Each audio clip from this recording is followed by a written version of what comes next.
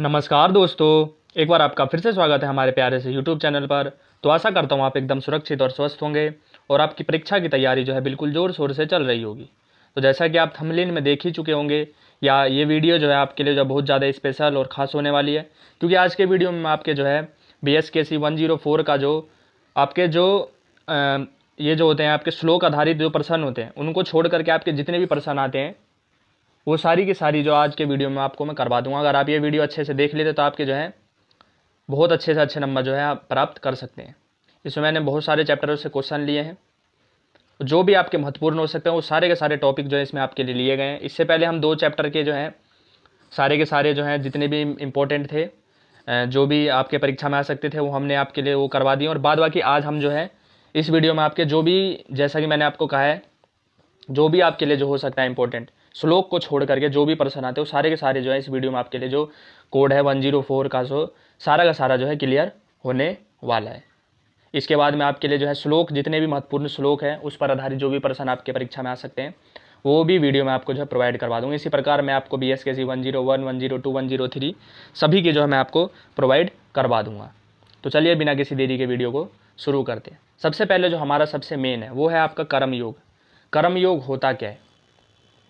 तो कर्म योग के बारे में देखते हैं। गीता के तृतीय अध्याय का नाम कर्म योग है। मतलब जो गीता है उसका जो तीसरा अध्याय है उसी को हम सब क्या बोलते हैं? कर्म योग कहते हैं। इसमें टोटल जो है आपको 43 श्लोक देखने को मिलेंगे। अब देखते हैं कर्म योग का जितना विषाद वर्णन तीसरे अध्याय में उतना ही गीता के अन्य अध्याय में नहीं है। मतलब इसमें ये कह रहा है कि जितना वर्णन जो है तीसरे अध्याय में जो है कर्म योग का वर्णन किया गया है वो आपके और कोई अध्याय में जो है नहीं किया गया कर्म योग के बारे में। तो चलिए इसके जो भी इंपॉर्टेंट हो सकते हैं वो हम सब देखते हैं। विशेष विधि बताई कि विवेकपूर्ण संपूर्ण कर्मों को मेरे अर्पण करके तथा निष्काम ममता रहित होकर, संतान रहित होकर शास्त्रों में बताए कर्तव्य कर्मों का जो है पालन करना चाहिए। मतलब यहाँ पर क्या बताया जा रहा है कि कर्म हमें कौन से करने हैं? कर्म हमें हमेशा अच्छे करने हैं। उसके बाद फल प्राप्ति की नहीं सोचना है, हमें सिर्फ कर्म करते जाना है। उसका फल जो है हमें जब मिलना होगा मिल जाएगा। मतलब पहले ही हमें ये नहीं सोचना है कि जैसे मान लीजिए कुछ लोग जो है नौकरी के लिए तैयारी करते हैं, तो आप जाके नौकरी के लिए तैयारी कर रहे हैं तो उसमें क्या करिए, आप जाइए पेपर दीजिए, उसकी तैयारी कीजिए। अगर आपने अच्छे से तैयारी करी होगी तो फल भी मिलेगा। अगर मान लीजिए आपने तैयारी अच्छी नहीं करी और फिर भी आप चाह रहे हैं कि मुझे फल मिल जाए, तो वो फल तो भाई नहीं मिल सकता। तो यहाँ पर ये कहा गया कि आप जो है बिना कुछ सोचे समझे जो आप सिर्फ कर्म करते रहिए, फल के बारे में मत सोचिए। ये सब चीज़ को हम सब क्या कहते हैं? कर्म कहते हैं। तो आशा करता हूँ आप जो अच्छे से समझ चुके होंगे।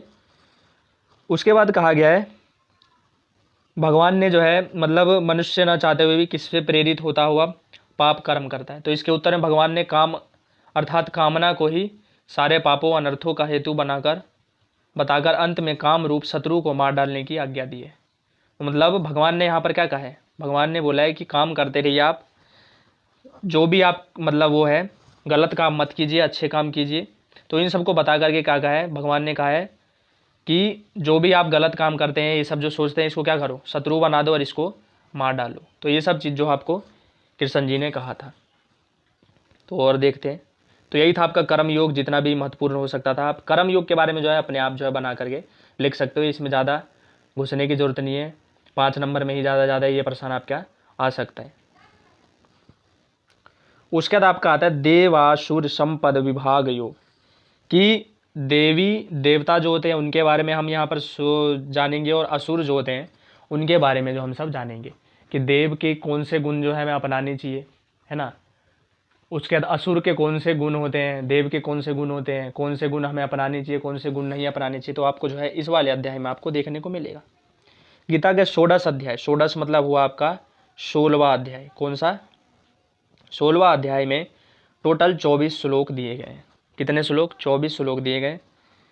इस अध्याय में क्या करा गया है कि देव तथा असुर संपत्ति का विभाग किया गया है। मतलब देव और असुर के जो भी गुण है, यहाँ पर संपत्ति का मतलब पैसा मत समझ लीजिएगा, जो भी उनके गुण थे, उनके जो भी विचारधारा थी, उन सब के बारे में जो आपको इस वाले अध्याय में देखने को मिलेगा।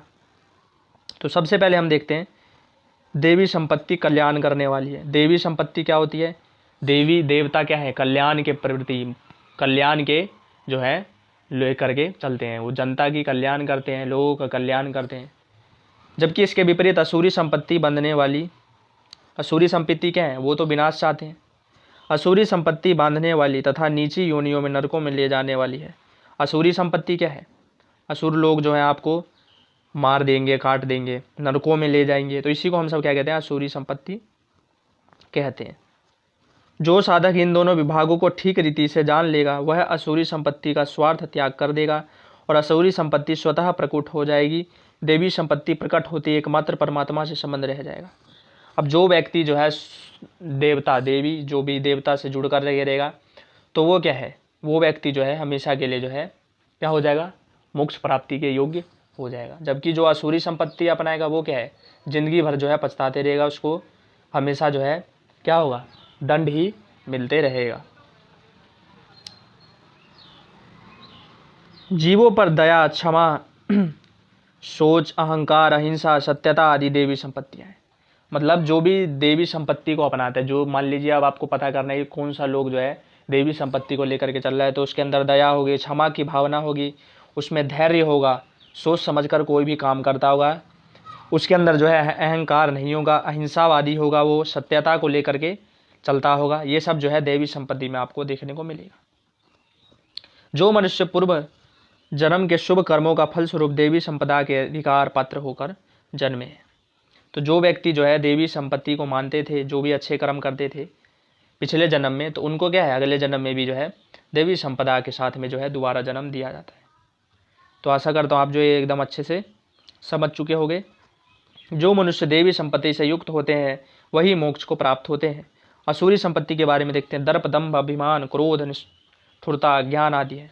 तो असुरी संपत्ति में कौन होंगे, लोग होगा, वो दंभ होगा, अभिमानी होगा, उसको ज़्यादा ही अपने ऊपर अभिमान होता है, वो क्रोधी होगा, निष्ठुरता मतलब कुछ भी हो जाए उसको कोई प्रभाव नहीं पड़ेगा, दया की भावना नहीं होगी, अज्ञानी होगा वो। तो ये सब जो है आपके असुरी संपत्ति में आएगा। जो मनुष्य इन असुरी संपत्ति को लेकर जन्म लेते हैं वे सदैव दुख को भोगते हैं। तो जो भी व्यक्ति पिछले जन्म में गलत कर्म करते हैं उसको अगले जन्म में असुरी संपत्ति में दिया जाता है और पूरे जन्म जो है फिर वो अगले जन्म दुख के पात्र, दुख को भोगते रहते हैं। तो यही सब था इसमें, और कुछ दिक्कत वाली बात नहीं है, ज़्यादा कुछ नहीं है इसमें, यही सब जो आपके लिए आ सकता है वही मैं आपको करवाऊंगा। उसके बाद मोक्ष संन्यास योग हम जानते हैं कि ऐसा योग जिससे हमें मोक्ष मिल जाए, तो कौन है, भगवान को प्राप्ति करिए और आपको जो है मोक्ष अवश्य ही मिल जाएगा। काम्य कर्म का त्याग ही संन्यास है। मतलब ऐसा कर्म जिसके हम फल की प्राप्ति की सोच रहे हो, नहीं सोच रहे हो, ऐसा कर्म कर रहे हैं हम सब जिसमें हम फल की प्राप्ति सोच ही नहीं रहे, और वो कर्म जो है हम सब बिल्कुल दिल से एकदम अच्छे से कर रहे हैं, उसी को हम सब संन्यास कहते हैं। सारे कर्मों के फल मात्र ही त्याग ही यथार्थ सन्यासी है। मतलब फल प्राप्ति की सोच ही नहीं रहा, वो त्याग कर रहा है, त्यागी है, उसी को सन्यासी हम सब कहते हैं। कर्म फल का त्याग करके अपने स्वधर्म का अनुष्ठान करना ही मुख्य विषय है। भगवान अपना अंतिम उपदेश देते हुए कहते हैं कि मन से अपने समस्त धर्म कर्म मुझे सौंप कर हमेशा मुझसे अपना मन रखो, अपने अधिकार के अनुसार स्वधर्म का पालन करो, तुम उसी में मेरी प्रसन्नता को पाकर मुक्त हो जाओगे। क्योंकि ईश्वर की कृपा के बिना मनुष्य माया से मुक्त हो ही नहीं सकता। तो यहाँ पर कृष्ण जी ने क्या कहा है कि तुम सब जो है मेरे में लीन हो जाओ, मेरी पूजा पाठ करो, आराधना करो। तो अगर जो भी ऐसा करेगा तो उस व्यक्ति को जो है अपने आप ही जो है मोक्ष की प्राप्ति हो जाएगी, उसको और भी कुछ एक्स्ट्रा करने की ज़रूरत नहीं है। तो ये सब चीज़ें जो है उन्होंने कहा था। तू एकमात्र मेरा भक्त हो जा, अपना मन मेरे में लगा लो, एकमात्र मेरी ही भक्ति पूजा करो, मुझे ही नमस्कार करो, कि ऐसा करने से तुम मुझे ही प्राप्त हो जाओगे। मैं सत्य प्रतिज्ञा करता हूँ, सब धर्मों प्रत्याग करके तू केवल मेरी शरण में आ जा, मैं तुम्हें संपूर्ण पापों बंधनों चिरकाल के लिए मुक्त कर दूंगा। मतलब यहीं पर वही बात दोबारा जो है रिपीट करी गई है और कुछ नहीं है। यहाँ पर भी यही कहा गया कि तू मेरी आराधना कर, मैं तुझे जो है मुक्ति का साधन दूंगा, मोक्ष जो है वो मैं दूंगा, मेरा काम है वो मोक्ष देना, तेरा काम है बस क्या, मेरी सेवा कर, मेरी आराधना कर, पूजा पाठ कर, भक्ति कर। ये सब चीज़ जो है कृष्ण जी ने कहा। अब गीता का सामाजिक महत्व आता है कि गीता का जो समाज पर प्रभाव क्या पड़ा, क्या महत्व है गीता का। तो प्रत्येक मनुष्य जो है समाज से जुड़ा हुआ है। बिल्कुल भाई, कि प्रत्येक मनुष्य जो है समाज ही मनुष्य से ही बनता है। अब मनुष्य नहीं होगा तो समाज नहीं होगा, समाज नहीं होगा तो मनुष्य आगे नहीं बढ़ सकता। समाज तभी उन्नति करता है जब उसमें रहने वाले मनुष्य सत्य, अहिंसा, सच्चरित्रवान युक्त हो। मतलब यहाँ पर ये कहा गया है कि कौन सा समाज जो है जब ये उन्नति करता है, जब उसमें जो है अच्छे लोग हो, समाज में अच्छे लोग हो। आज प्रत्येक मनुष्य को तनाव, चिंता, भय आदि भरे हुए हैं। इन सब से मुक्ति पाने के लिए एकमात्र उपाय है गीता का अध्ययन। तो गीता का अध्ययन कीजिए और मुक्ति पाइए। इसके अध्ययन से ही व्यक्ति अपनी सभी समस्याओं को मुक्त कर सकता है, सभी समस्याओं से वो खत्म हो सकता है, उच्च लक्ष्य को प्राप्त कर सकता है। उसके बाद आपका जो है मेन जो है परीक्षा में आता है, अब सामाजिक महत्व में क्या है, अब गीता का समाज पर क्या पड़ेगा प्रभाव, अब बताइए इसमें क्या क्या पढ़ सकता है। आप इसमें पॉइंट लिख सकते हो। गीता का सामाजिक महत्व में आप लिख सकते हो कि इसके कारण क्या होगा, समाज में व्यवस्था आएगी, कानून ठीक होगा, उसके बाद वहाँ पर जो है वहाँ का आचार व्यवहार सही होगा, खान पान सही होगा, उन्नति होगी उस देश की। तो ये सब चीज़ें जो है आप जो है गीता का सामाजिक महत्व में लिख सकते हैं कि गीता का क्या क्या प्रभाव पड़ेगा।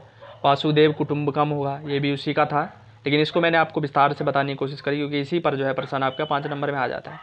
तो वासुदेव कुटुंबकम है, क्या है कि पूरी पृथ्वी जो है वो क्या है, हमारा परिवार है। पूरी पृथ्वी जो है एक परिवार है। भगवद गीता वासुदेव कुटुंबकम अर्थात सारी पृथ्वी एक ही परिवार सिखाती है। यही बात सिखाती है कि मनुष्य सारी पृथ्वी को अपना परिवार मानकर आचार विचार व्यवहार करता है। वह रोग द्वेष ईर्षा मुक्त होकर कर्म करता है, सबको साथ में लेकर चलता है। पराया अच्छा बुरा छोटा बड़ा सब भेद समाप्त हो जाते हैं। यदि समाज के सभी व्यक्ति वासुदेव कुटुंबकम को लेकर चलें तो क्या होगा, देश बहुत ही प्रगति करेगा, उत्थान करेगा। गीता में इसी संदर्भ में श्लोक है। तो वासुदेव कुटुंबकम सब समझ चुके होंगे। इसमें क्या है कि पृथ्वी क्या है, एक परिवार है। पृथ्वी क्या है, एक परिवार है। तो इन्होंने ये कहा है कि आप जो पूरी पृथ्वी को परिवार मान करके चलिए, आचार विचार व्यवहार सभी एक साथ मिला करके रहिए, रोग द्वेष ईर्षा मुक्त ये सब चीज़ें से दूर रहिए, अपना कर्म कीजिए, पराया अच्छा बुरा छोटा बड़ा ये सब भूल जाइए। अगर ये ऐसा समाज कहीं भी है तो वो क्या है, वासुदेव कुटुंबकम की श्रेणी में वो आता है। वो देश जो है हमेशा जो है प्रगति की ओर ही चलेगा, उस देश का कोई विनाश नहीं कर सकता। उसके बाद आपका आ जाता है आदर्श जीवन। आदर्श जीवन मतलब वही हुआ ना कि ऐसा जीवन जो आदर्श युक्त हो, अच्छा जीवन ही आदर्श जीवन कहलाता है। गीता हमें आदर्श जीवन व्यवस्था सिखाती है। आदर्श जीवन जी सकते हैं, आदर्श जीवन जीने वाले व्यक्ति सभी अनुकरण करते हैं। आदर्श जीवन कैसा होता है, इसका उत्तर देते हुए कहा है कि जो व्यक्ति स्वयं से व दूसरे से संतुष्ट होता है उसी को आदर्श जीवन कहते हैं। किसी भी प्रकार के लोभ मोह ईर्ष्या द्वेष ये सब चीज़ को छोड़ करके जो भी समाज से मिल करके रहता है उसी को आदर्श जीवन कहते हैं। जिसे सुख दुख का कोई परवाह नहीं, लाभ हानि का कोई परवाह नहीं, सबसे मिलकर चले, सबके साथ चले, सबके अधिकारों का जो है अधिकारों की बात करे, ऐसा व्यक्ति आदर्श व्यक्ति होता है। उसका जीवन आदर्श जीवन होता है, ऐसा जीवन होता है आदर्श। इसी को आदर्श जीवन कहते हैं कि कोई भी व्यक्ति जो है ऐसा जीवन पाना हमेशा चाहता है, खुद भी खुश रहे, दूसरे को भी खुश रहे। और मैं आपको ये बता दूं, यहाँ पर जो आपको आर्थिक दिया होगा तो इसको आप धार्मिक में बदल दें, क्योंकि यहाँ पर धार्मिक होगा, मिसप्रिंट है यहाँ पर आर्थिक। तो अब यहाँ पर गीता का धार्मिक महत्व बताना है कि गीता का धर्म पर क्या प्रभाव पड़ा है। तो मानव जीवन के 4 पुरुषार्थ कहे गए हैं, धर्म अर्थ काम मोक्ष। मतलब ये कहा गया है कि मानव के 4 पुरुषार्थ मतलब हुए कि मानव को 4 कर्म करने चाहिए, धर्म भी करना चाहिए, अर्थ भी मतलब अर्निंग करनी चाहिए, काम भी करना चाहिए और मोक्ष प्राप्ति जो है ये सब चीज़ें जो है अपने आप हो जाएगी। धर्म सर्वप्रथम, क्योंकि धर्म से ही अर्थ है तो काम प्राप्त होते हैं। तो धर्म का बारे में हम सब चलते हैं, अर्थात जो अपने धर्म को छोड़कर धर्म उसका विनाश कर देती है। तो मतलब हमें जो है कभी भी धर्म को, अपने धर्म को नहीं छोड़ना चाहिए, अपने धर्म को हमेशा सर्वोच्चता देनी चाहिए, प्रथमता देनी चाहिए, प्राथमिकता देनी चाहिए, दूसरे धर्म में नहीं जाना चाहिए। जो धर्म की रक्षा करता है तो धर्म भी उसकी रक्षा करता है, इसलिए धर्म का पालन करना आवश्यक बतलाया गया। धर्म परिवर्तन एक अनावश्यक है, वह अवनित का मार्ग है। अगर हम धर्म परिवर्तन करते हैं तो उससे क्या होगा, विनाशी होगा, कोई भी और जो है फल मिलने वाला नहीं है। गीता में यह भी कहा गया है कि अन्य धर्मों यदि बाहर से देखने में गुण संपन्न है, उसका पालन करना भी आसान हो, उसमें धन वैभव मान बढ़ाई सभी सुख सुविधाएं आदि प्राप्त होते हो, पूरा जीवन सुख आराम से रह सकते हो, तो भी धर्म पालन परिणाम भय और दुख होने वाला होता है। मतलब कितना भी आपको लग रहा है कि वो धर्म अच्छा है और अगर आप उस धर्म में चले भी जाते तो वो जो है आने वाले समय में आपको नुकसान देगा ही देगा, कोई भी और फायदा होने वाला नहीं है। तो यहाँ पर हम ये देखें कि गीता ने हमें क्या सिखाया, अपने धर्म का पालन करो, अपने धर्म का प्रचार करो, अपने धर्म को ही सर्वोच्चता दो। तो ये सब चीज़ जो है आपको गीता सिखाती है। उसका धर्म का पालन करना कल्याण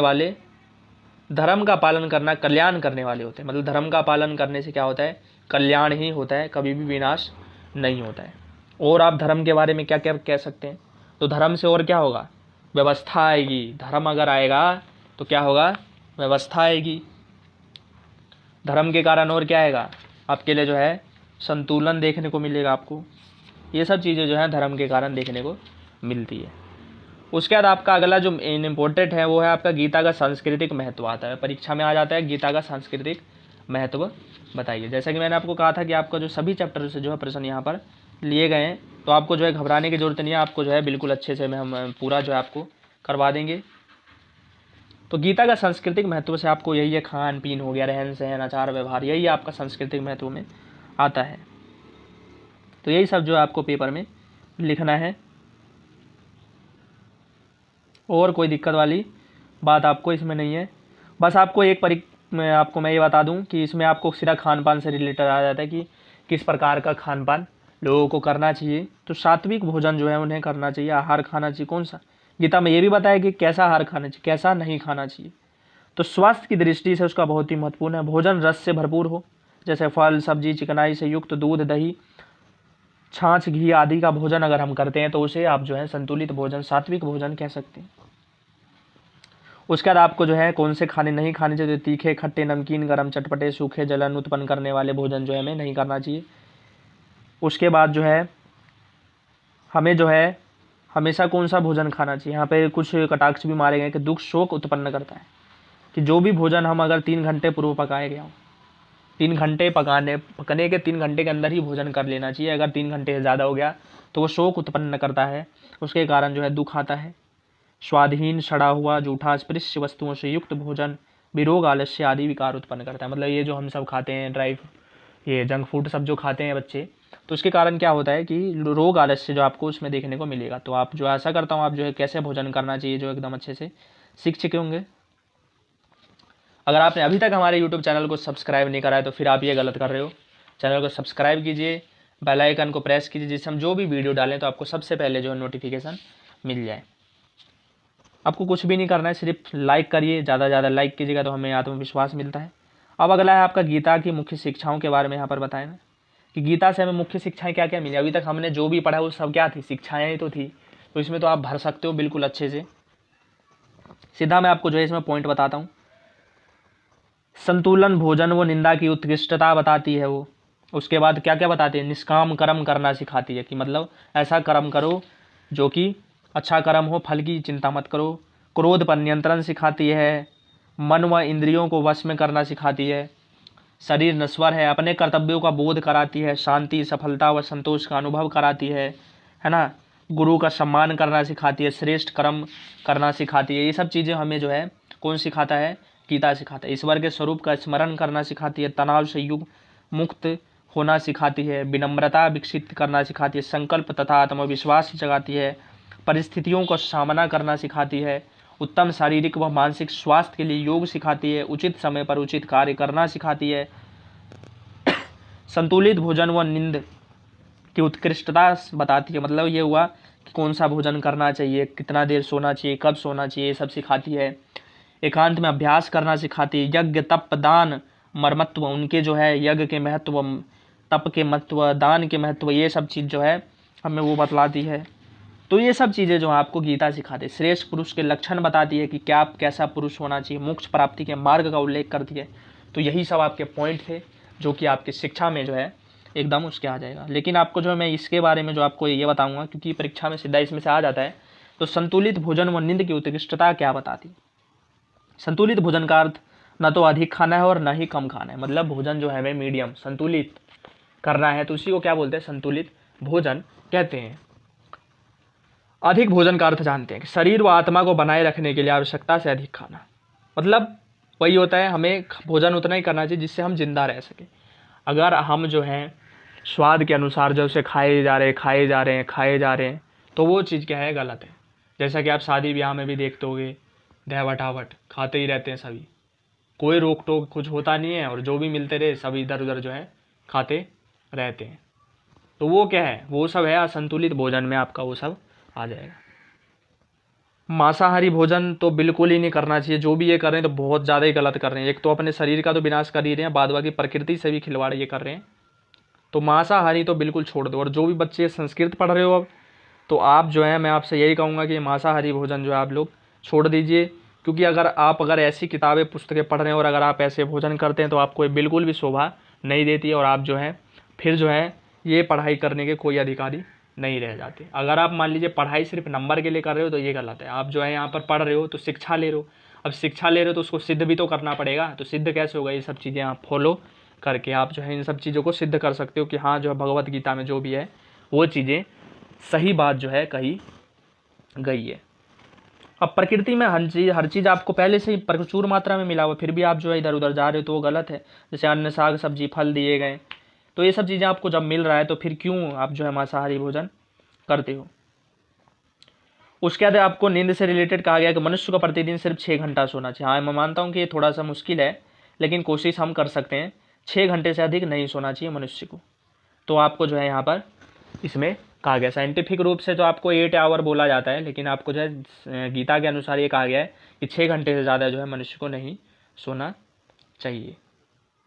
आवश्यकता से अधिक खाने पर नींद की आवश्यकता से अधिक आती है। मतलब अगर हम संतुलित भोजन करते हैं, कम खाते हैं, तो हमें जो है नींद नहीं आएगी। आवश्यकता से अधिक खाने पर ही जो आपको नींद देखने को मिलता है। श्रेष्ठ पुरुष के लक्षण यहाँ पर बताए गए हैं। तो श्रेष्ठ पुरुष कौन होगा? जो भी अच्छे कर्म करेगा। तो उसमें आपको गुण में क्या क्या बताया गया है? निर्भरता हो, आत्मशुद्धि हो, दान, आध्यात्मिक ज्ञान, आत्मसंयम, यज्ञपरायण, तपस्या, सरलता, हिंसा, सत्यता, क्रोध का त्याग, लोभ का त्याग, समस्त जीवों पर करुणा, भद्रताम, लज्जा, त्याग, शांति, संकल्प, तेज, क्षमा, धैर्य, पवित्रता से सभी दिव्य गुणों से जो परिपूर्ण हो, उसे ही श्रेष्ठ पुरुष की श्रेणी में रखा गया है, जिन्हें धारण करके जो है हम लोग जो है क्या कर सकते हैं? श्रेष्ठ पुरुष जो है बन सकते हैं। तो यही था, आपके जितने भी इम्पोर्टेंट थे आपको मैंने करवा दिए। तो आपका भी एक काम है, वीडियो को लाइक कीजिए, ज़्यादा से ज़्यादा शेयर कीजिए और चैनल को सब्सक्राइब कीजिए, क्योंकि हम इसे ऐसे ही आपके लिए जो है पेपर तक जो है धमाकेदार वीडियो लाते रहेंगे। तो इसी प्रकार मैं आपको ये भी बता दूं कि आपके जितने भी अगले वीडियो में, अब मैंने आपको एक चैप्टर करके इसलिए नहीं करवाया क्योंकि आपकी जो है दिन अब नहीं है, तो आपको जो है एक ही वीडियो में मैंने आपको जो करवाने की कोशिश करी। इसी प्रकार मैं आपके जो भी श्लोक से रिलेटेड जो भी महत्वपूर्ण है वो भी मैं आपको जो है करवा दूंगा, और जो भी मुझे इंपॉर्टेंट लगते रहेंगे वो आपके लिए वीडियो में लाते रहूँगा। तो इसलिए आप जो है वीडियो को लाइक कीजिए, चैनल को सब्सक्राइब कीजिए। तो मिलते हैं हम अपने अगले वीडियो में। धन्यवाद।